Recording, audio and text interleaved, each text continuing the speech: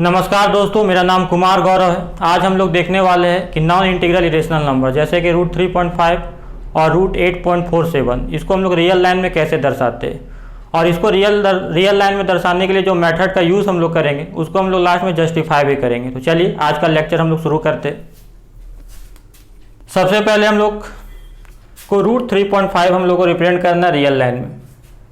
तो कोई भी नॉन इंटीग्रल इरेशनल नंबर, जैसे कि ये रूट के अंदर जो है नॉन इंटीग्रल इरेशनल नंबर क्यों, क्योंकि रूट के अंदर जो है इंटीजर मौजूद नहीं है, तो ना 3.5 इंटीजर है ना 8.47, तो ये नॉन इंटीग्रल इरेशनल नंबर को हम लोग रिप्रेजेंट करना है रियल लाइन में। तो कैसे दिखाएंगे, तो बस रूट के अंदर जो नंबर है जैसे कि 3.5, तो रूट के अंदर जो भी नंबर होगा एक लाइन सेगमेंट खींचना है उसी लेंथ का।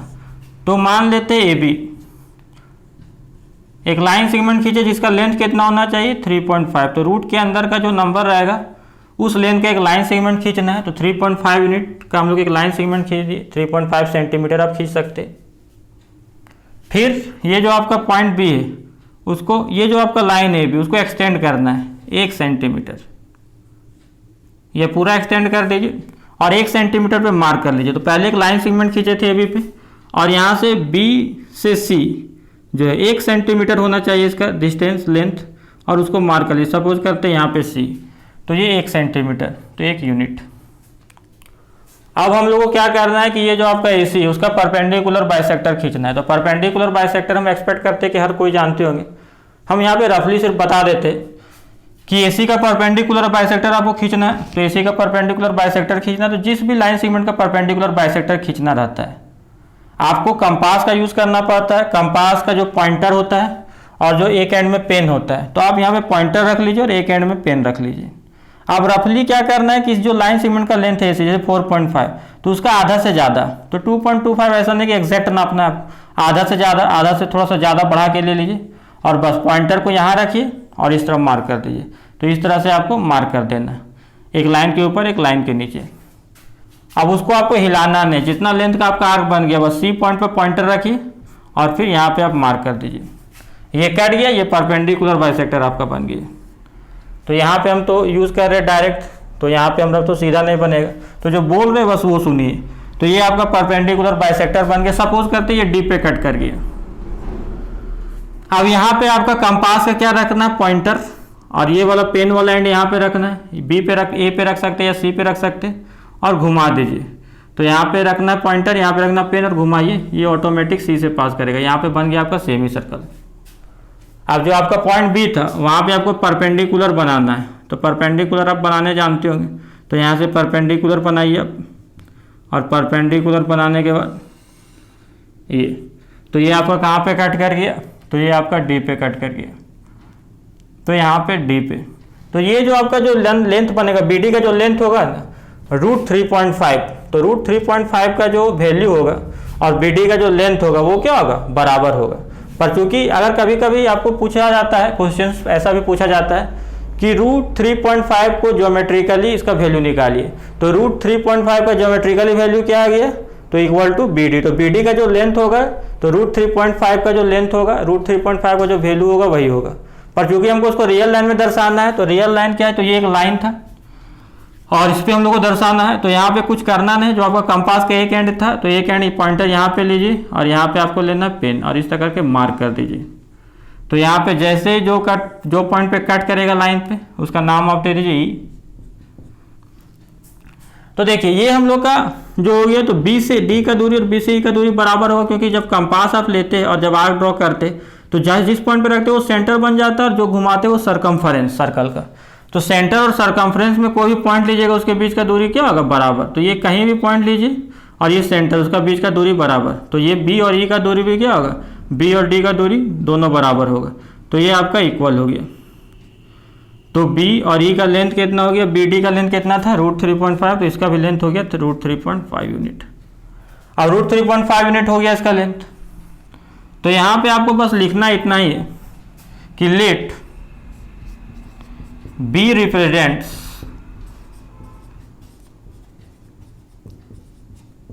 zero on given line। देखिए ये आपका सिंपल लाइन था, लाइन पे जब तक आप एक नंबर पॉइंट नहीं करते वो नंबर लाइन नहीं बनता। तो यहाँ पे बी को हम लोग क्या मान लिए कि बी जो है इस लाइन में 0 को रिप्रेजेंट कर रहा है, तो ऑटोमेटिकली जो है बी से ई का लेंथ कितना √3.5, तो ये आपका ई किसको रिप्रेजेंट करेगा, तो हेयर ई रिप्रेजेंट्स, तो यहाँ पे ई आपका रिप्रेजेंट करने वाला है, ई रिप्रेजेंट्स √3.5 ऑन रियल लाइन। तो ये √3.5, तो ये रिप्रेजेंट करेगा √3.5 रियल लाइन में। तो ये हम लोग का पहला क्वेश्चन हुआ। दूसरा क्वेश्चन में क्या अंतर है कि इसमें 1 डेसिमल प्लेस तक था, इसमें 2 डेसिमल प्लेस तक है। तो बस इसमें हल्का सा हम लोग को कुछ सीखना है, उसके बाद हम लोग मेथड को वेरीफाई करेंगे।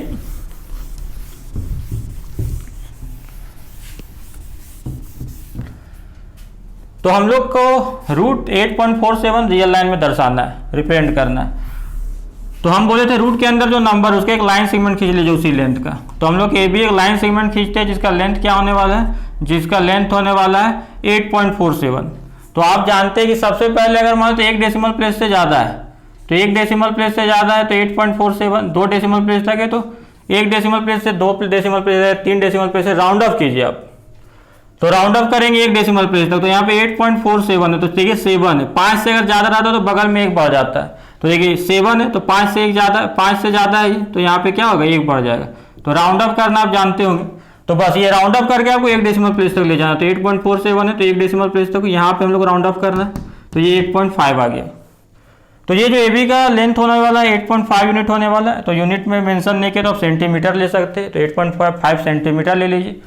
उसके बाद यहाँ पे आपको क्या करना है, तो हम बताए थे कि ये लाइन को आप एक्सटेंड करना है, तो ये लाइन को एक्सटेंड कर दिए और बी से सी को, बी से एक पॉइंट सी मार्क कर लीजिए जिसके बी से सी का बीच का दूरी क्या होना चाहिए 1 यूनिट, तो ये 1 यूनिट होना चाहिए। अब आपका काम क्या, परपेंडिकुलर बाइसेक्टर खींचना। ये जो 1 यूनिट है वहाँ सी मार्क कर दीजिए। तो एसी का परपेंडिकुलर बाइसेक्टर खींचने के लिए क्या तरीका बताया, कोई भी लाइन सेगमेंट का परपेंडिकुलर बाइसेक्टर खींचना है।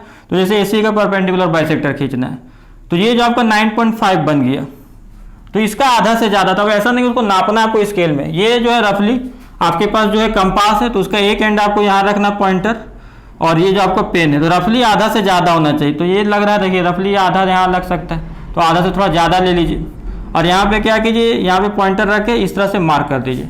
फिर आप इस एंड में आ जाइए और इस एंड में आके ये पॉइंटर रखिए यहाँ पे आप, और फिर वो हिलाना आपको नहीं, बस ये आपको इधर से कट कर देना आर को। तो ये कट हो गया। तो ये आपका कट होने के बाद ये जो आप लाइन को जोड़िएगा जहाँ जो कट हुआ इंटरसेक्टिंग पॉइंट, इसको आप जैसे जोड़िएगा तो यहाँ पे क्या बन जाएगा, तो ये लाइन बन जाएगा। यही आपका परपेंडिकुलर बाइसेक्टर हुआ, तो ये आपका डी।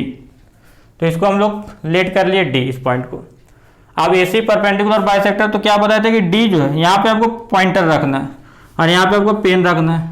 पॉइंटर यहाँ भी रखना, पेन यहाँ भी रख सकते हैं, ए पे भी सी पे भी, और घुमा देना, एक सेमी सर्कल बना देना। ये सेमी सर्कल बन गया।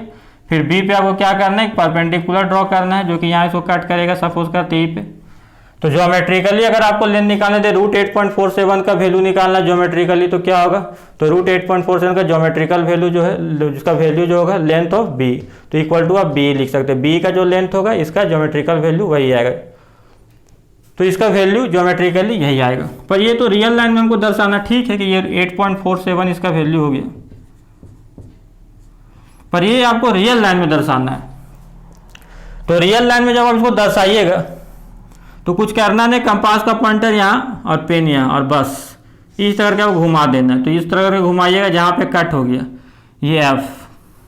तो हम लोग जानते हैं जब कंपास को घुमाते हैं तो जो पॉइंटर जहाँ पे रखते हैं वो आपका सेंटर, और जो घूम रहा होता है वो सरकमफ्रेंस बन रहा होता है। तो सेंटर और सरकमफ्रेंस के बीच का दूरी हमेशा बराबर, तो बी से ई का दूरी और बी से एफ का दूरी बराबर।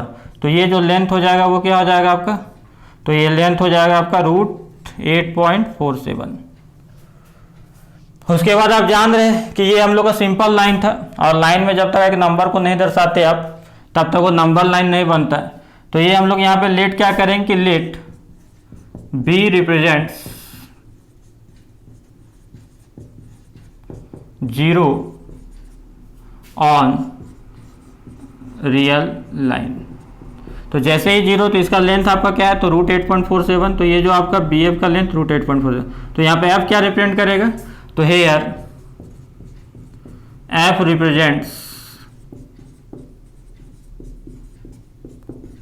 Root under 8.47। तो यहाँ हम लोग देखें चाहे रूट 3.5 हो चाहे रूट 8.47 हो, तो ये वाला पार्ट ही जो होता है उसका वैल्यू होता है। तो उसका जो रूट का जो वैल्यू होता है, वो जो नंबर का जो वैल्यू होता है, ये वाला पार्ट इंडिकेट करता है। बस इससे हम लोग रियल लाइन में आते हैं। तो ये आखिर में कैसे, ये मतलब कि हम लोग ज्योमेट्रिकली भी प्रूफ करेंगे इस मेथड को जो यूज़ कर रहे हैं। तो इस मेथड का हम लोग प्रूफ देखेंगे कि ये आखिर में रूट अंडर 8.47 जिस नंबर का निकालते, अगर एक्स का निकालेंगे तो रूट एक्स क्या होगा, ये निकलेगा। रूट 5.5 का निकालेंगे तो रूट 5.5 ये निकलेगा। तो इसको अभी हम लोग ज्योमेट्रिकली प्रूफ करने वाले इस मेथड को। तो चलिए प्रूफ करते।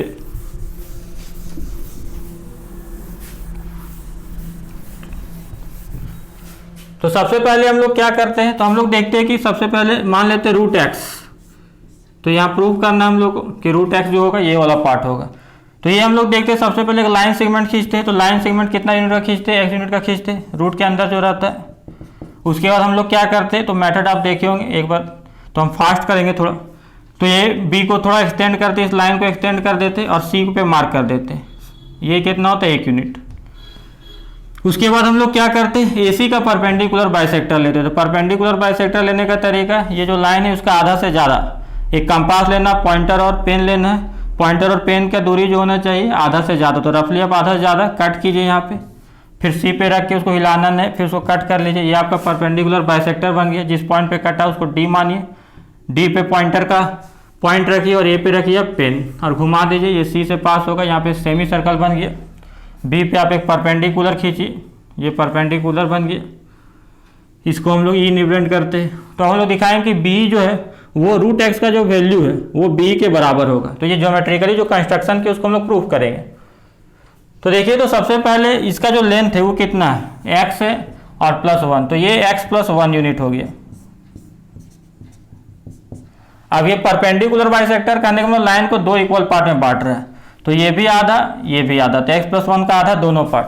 तो ये आपका जो हो गया यहाँ से यहाँ तक x + 1/2 और ये भी हो गया आपका x + 1/2। तो x + 1/2। अब ये आपका x + 1/2 है, ये 1। तो यहाँ से यहाँ का दूरी x + 1/2, यहाँ से यहाँ 1। तो ये घटा दीजिएगा इसमें, ये तो ये बच जाएगा।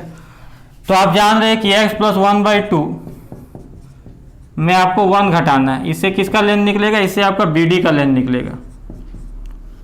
तो ये आपका क्या आएगा, इसको सॉल्व कीजिएगा तो आपका आएगा x - 1/2।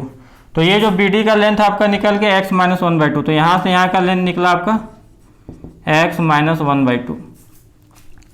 उसके बाद ये जो आपका है, ये आप जान रहे हैं कि सेमी सर्कल का सेंटर होगा, क्योंकि हम लोग पॉइंटर जहाँ पे रखते हैं वो सेंटर होता है और जो घुमाते जो पेन वो होता है सरकमफ्रेंस। तो सेंटर और सरकमफ्रेंस की दूरी हमेशा बराबर होता है। तो इसका दूरी हमेशा हर जगह बराबर होता है। तो D का A से दूरी, तो D का A से दूरी कितना है, x + 1/2। तो D से E का भी दूरी क्या होगा, x + 1/2। क्योंकि सेंटर से सरकमफ्रेंस पे कोई भी पॉइंट लीजिएगा, ये भी सरकमफ्रेंस पॉइंट है, ये भी पॉइंट है, तो ये रेडियस हो जाता है। हर एक जगह क्या होगा, बराबर। तो ये आपका हो जाएगा x + 1/2। हम लोग पाइथागोरस थ्योरम इसके पिछले वाले लेक्चर में पढ़े। तो ये हम लोग का हो गया राइट ट्रायंगल। तो राइट ट्रायंगल में जो 90 का पॉइंट होता है वो हाइपोटेनस। तो ये हाइपोटेनस। अब हाइपोटेनस के अलावा कोई भी साइड आप निकालते हैं, तो कोई भी साइड निकाल रहे, जैसे कि हम लोग यहाँ पे क्या निकालना है, हम लोग को प्रूव करना है कि बी जो होता है वो रूट एक्स होगा। तो हाइपोटेनस के अलावा कोई भी साइड निकालते तो रूट अंडर हाइपोटेनस का स्क्वायर, तो इसका स्क्वायर, तो x + 1/2 का होल स्क्वायर माइनस जो साइड बचा, तो ये निकाल रहे, ये यूज किए। अब जो साइड बचा ये इसका स्क्वायर, तो x - 1/2 का होल स्क्वायर। तो हम लोग क्या देखें कि हाइपोटेनस के अलावा कोई भी साइड निकालते हैं तो रूट अंडर हाइपोटेनस का स्क्वायर माइनस जो साइड बचा उसका होल स्क्वायर। इसको आप सॉल्व कीजिएगा, तो आप सॉल्व कीजिएगा तो देखिए यहाँ पे आपको क्या आने वाला है, यहाँ पे भी होल स्क्वायर कीजिएगा, a + b का होल स्क्वायर, ये 2 का स्क्वायर 4, यहाँ पे x - 1 का होल स्क्वायर और 2 का स्क्वायर 4। तो देखिए यहाँ पे भी 4 आ रहा है, नीचे यहाँ पे 4, मतलब LCM 4। ये आपका x + 1 का होल स्क्वायर, तो इसका भी स्क्वायर, इसका भी स्क्वायर, इसका भी स्क्वायर, इसका भी स्क्वायर। तो इसका स्क्वायर क्या, a + b का होल स्क्वायर आप जानते होंगे, तो x² + 1 + 2x। ये आपका माइनस है, ये जो भी स्क्वायर आएगा ये -b का होल स्क्वायर, मतलब x - 1 का होल स्क्वायर, ये माइनस का साइन को चेंज करेगा। तो देखिए यहाँ पे क्या आ रहा है आपका एक्स स्क्वायर, तो ये हो गया माइनस एक्स स्क्वायर, ये आ रहा है +1 तो हो जाएगा -1, आ रहा है -2x तो हो जाएगा +2x। तो ये साइन को आपका चेंज किया। ये देखिए x square minus x square plus minus खत्म हो जाता है, 2x 4x/4, तो 4x/4 क्या हो जाएगा, सिर्फ बचेगा x। तो यहाँ पे जो आपका बचा ये आपका क्या बच गया, तो ये आपका बच गया 4x/4, तो 4 कट गया, बचा √x। तो आप देख सकते हैं कि जो b का वैल्यू है √x। तो हम लोग ये हम लोग का ज्योमेट्रिकल प्रूफ हो गया √x का। तो उम्मीद है आज का वीडियो आप लोग को अच्छा लगा होगा।